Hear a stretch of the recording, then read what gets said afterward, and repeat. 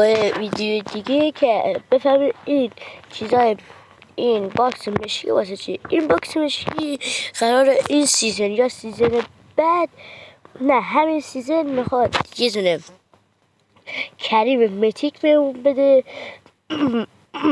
دقیق نمیدونم این سیزن ما بده بعد شما باید حتما 6 بار لجند کنید با تا بده.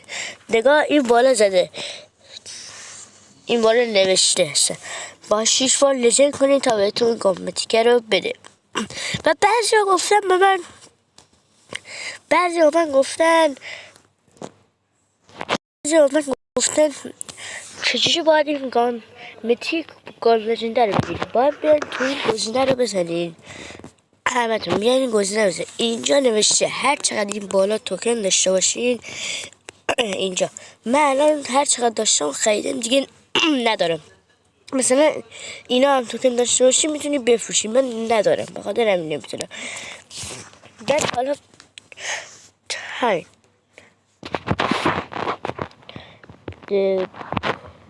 حالا بریم با یک گیم خوب. بعضی ها میگن چجوری با اینا رو بگیریم، اینا که کار ساده ایه. با بیا اینجا اینا رو بزنی، بله اینا رو بزنی. وقتی که اینا رو میزنی ببین تو این گزینه، بعد هی اینا رو بزنی، هی بزنی 4 مثلا اومد. اینا رو که بهتون یاد دادم برای همین.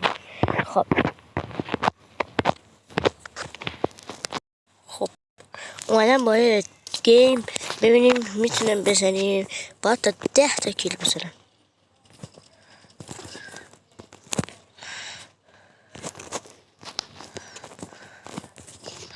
اومدم اگه 10 تا کیل گرفتم شما باید لایک رو بکوبین.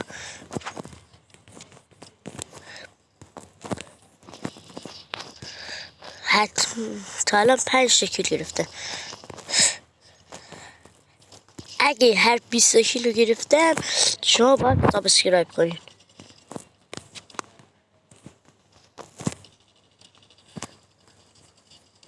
چون نمیخوری بهش.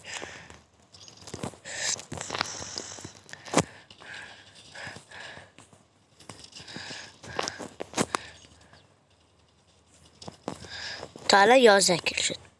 لایک کنین که بعدش باید سابسکرایب برم بکنیم.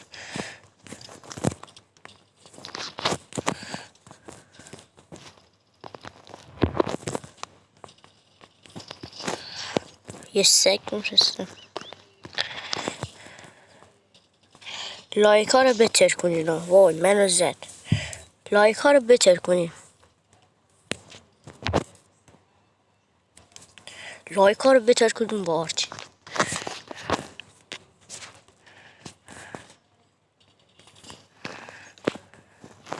هرچه فینگم ضعیفه به خاطر همین نمیتونم خوب بزنم. سابسکرایب کنین بچه‌ها، سابسکرایب.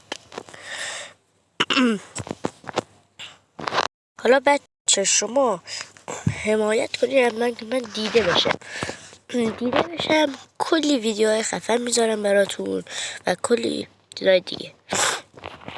لطفا حمایتم کنید تا موقعی دیده بشم. فقط دیده بشم آموزش های شما هم میذارم. خداحافظ، بدرود.